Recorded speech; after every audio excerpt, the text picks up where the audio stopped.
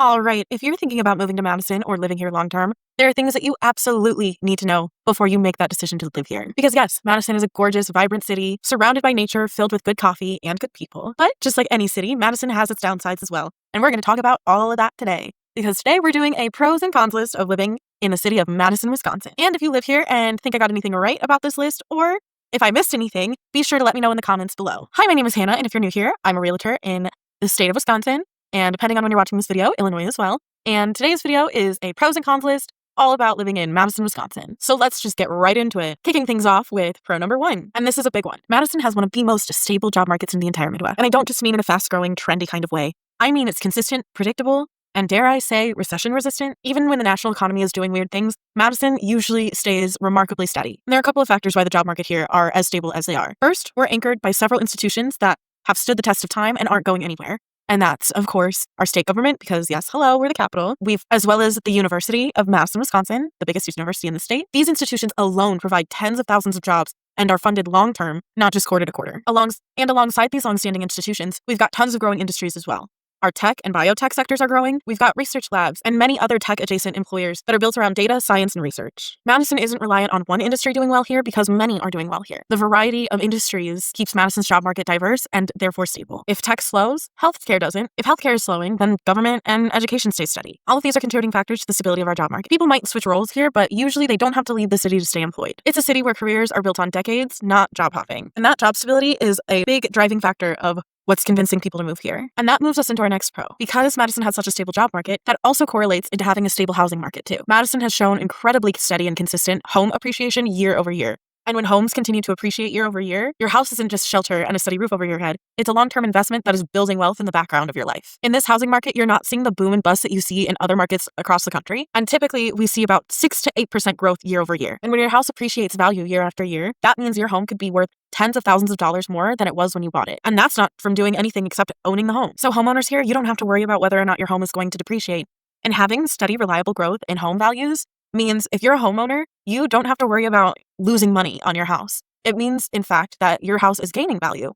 And if you decide to sell at any point, you're probably going to be selling at a profit because your house is worth more than when you bought it. What that means for people that don't own a home yet is that the longer you wait to buy a house, the more expensive it could be by the time that you're ready. And Madison has evidence to support that this growth is going to continue. Now, why that is because, like we talked about in pro number 1, the job market is stable. That's one contributing factor. Another is the fact that the land that Madison is built on is very limited because it's built on an isthmus. And if you don't know what an isthmus is, that's when a city is built between two bodies of water. In our case, it's 2 lakes. But because Madison is built on the isthmus, there isn't that much land available in the city. So because land in the city is limited, unlike a lot of other cities, Madison can't expand outward endlessly because the core neighborhoods at the heart of the city stay in demand forever because they can't be replicated. And when inventory is limited, prices stay steady and growing, especially when the demand is still there. So if you're looking to buy in a market where your home is building equity in a steady, strategic way, Madison is extremely hard to beat. Moving on, pro 3, Madison has an excellent public school system and private school system. But in terms of public school, Madison Metropolitan School District, or MMSD for short, is constantly ranked one of the top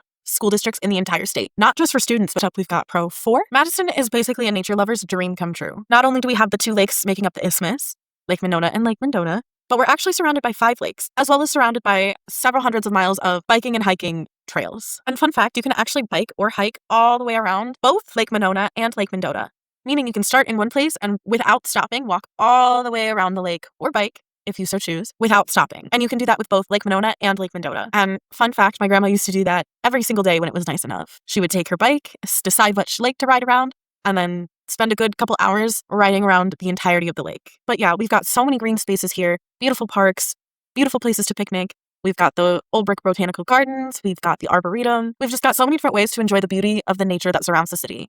And quite honestly, we have so many beautiful nature spots, you're going to forget that you're in the heart of the city. People run, people bike, people take morning walks around the lakes. And honestly, the beauty and the nature here is one of my very favorite things about this city. And now, pro 5. Madison is a city that loves the arts. Whether it's live music, live theater, live dance, visual art, we have local galleries, we've got craft fairs, and there's never a shortage of creative pop-up. This city is deeply invested in its arts. And if you've ever been here in the summer, one of the biggest events in the entire city each year is called Art Fair on the Square, where Madison brings in hundreds and hundreds of local artists and artisans all to sell their artwork and creations. And like I said, it's one of the biggest events each year. So if you're an art lover, Madison is your city. Expanding on that, Madison shows out for local business. This is a city built and run by local business owners, and the city supports it every step of the way. There are tons of grants and programs specifically for small business owners. Madison has a vested interest in making sure its local businesses succeed long term, and the people show up for it too. People love shopping local. So if you're looking to start or expand an existing small business, Madison is a great place to do that. And if you already have a business and are looking for a commercial space, whether that be a warehouse or a cafe or a restaurant or really anything of the sorts, I can help you find a space. I would love to do that. All of my information as a realtor will be in the description. So again, I highly encourage you, start that business or expand that business. Madison, Wisconsin will wholeheartedly support it. Speaking of cafes and restaurants, that moves us to our next pro. Pro 6. The cafe and restaurant scene here is incredible. We've got tons of farm-to-table restaurants, a huge variety of global cuisine. We've got the farmers market every weekend in the spring, summer, and fall. We've got locally owned cafes and bakeries that people literally form lines out the door for. Madison may be small, but the food scene goes hard. Next, we've got Pro 7. Madison has a super strong sense of community, and it's the kind of place that people look out for each other and have each other's backs. And when there's a strong sense of community, and people know and are connected to the people they're living in community with, that improves the quality of life dramatically. And it makes everything safer. So Madison is a calm, peaceful place to plant your roots in and integrate yourself into the community around you. Okay, so that concludes our pros list. And honestly, Madison has a lot of positive things going for it. But just like any city, with the positives, there absolutely comes negatives. And I'd be lying to you if I said there were no negatives. So now we're going to get into the cons about living here. Because again, no city is perfect. And Madison certainly isn't the exception. So let's get into all of the cons that you should know before picking up and moving here. Madison is an expensive city, with cost of living rates falling about 4% higher than the national average. Rents are astronomically high here. Groceries are high, gas is high, utilities is high, housing prices are high and growing. It is an expensive city to live in. That being said, and as I mentioned in the pros list, there are several tech companies taking growing interest in Madison, and with such an influx of high-paying employers, that naturally drives the prices for everything upwards. Now, that being said, while the cost of living here may be high, employers oftentimes are paying higher rates that offset the higher cost of living. So yeah, the cost of living here might be high, but employers are paying higher salary as well. But if you're moving to Madison from a smaller Midwestern city, the prices here might shock you. It's beautiful, it's vibrant, but not necessarily the most budget-friendly city. Con 2. Now, I touched on this a little bit in the previous con, but rent here is ridiculous. You're looking at an average of $1,300 a month for a studio apartment. Not a one-bedroom, not an apartment with a bedroom. Oh, studio.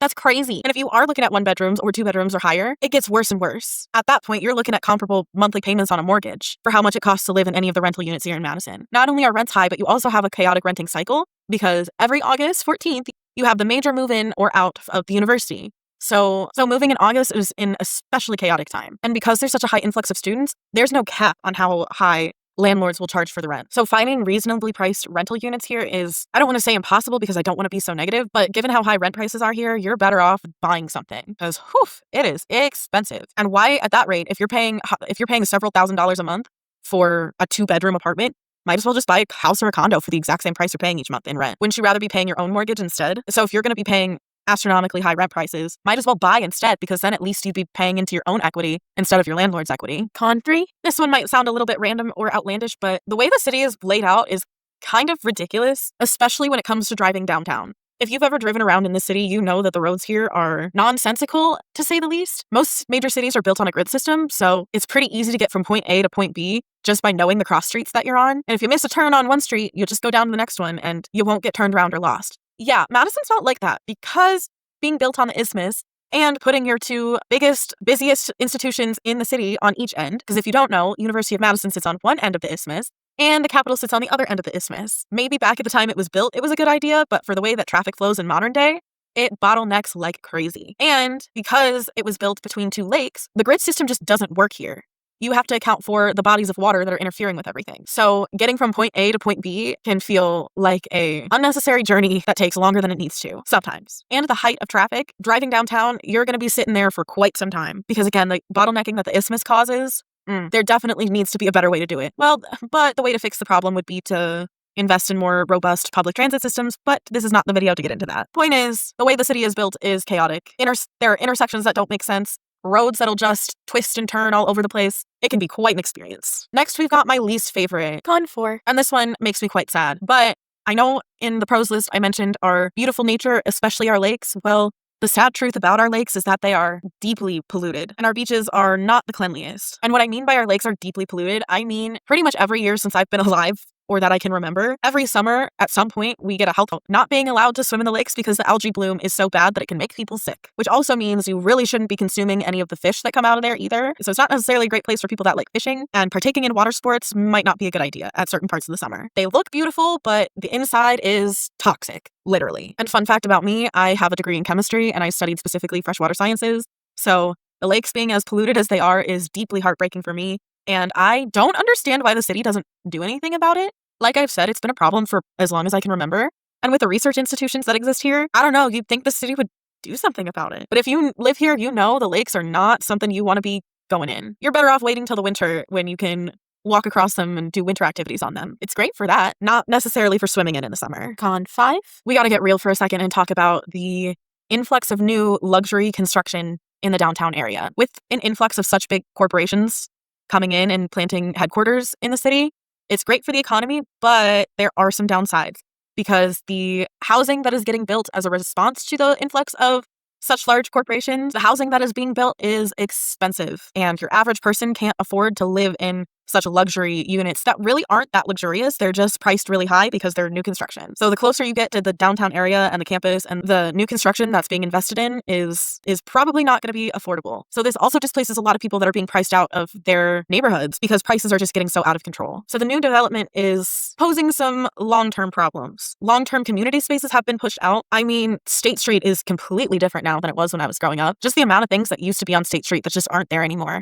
is quite heartbreaking. And every passing year, more and more local businesses and local people are being pushed out of the community. And so, yeah, I would say that's a con. The energy downtown feels different year after year. And I'm not saying growth is bad. It's definitely not. I just think when growth happens and goes unchecked and prices are allowed to skyrocket, that isn't a great thing when it comes to affordability and when it comes to actually living in the community. Con 6, if you're someone that really thrives on the fast pace and high energy of nightlife, then I'm really sorry to say that Madison probably is not going to be a good fit for you. Madison has bars and some music venues, but most of the nightlife here is driven by university students. So if you're a young professional and not necessarily in the university phase of your life, then you're probably going to feel very limited when it comes to your options. If you're coming from a bigger city with a more robust nightlife, then yeah, Madison is probably going to feel pretty limiting to you. Fun?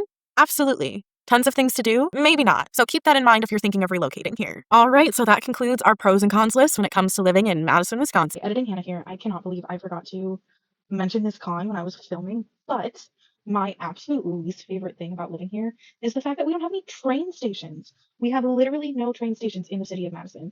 You have to go 30 minutes north of Madison. You have to go 30 minutes north of Madison to get to the Columbus train station if you want to go anywhere, but it is so inconvenient, and it does seem like Madison is going to fix that eventually, but yeah, it sucks. If you agreed or disagreed with anything on this list, be sure to let me know in the comments down below. And if you're thinking about relocating here to this beautiful city and you need a guide to help you make that relocation happen, or simply if you live here and want to get into home ownership, or if you have any buying, selling, or relocating needs, I'm here to help. So I would love to be your go-to person for any of your real estate needs, whether it be buying, selling, relocating, or even getting into a commercial space if you're a business owner. All of my information on how to contact me will be in the description down below, so be sure to check that out. And if you aren't already, be sure to like this video, subscribe to my channel, and turn your notifications on so you stay up to date on all my new videos. Thank you for watching!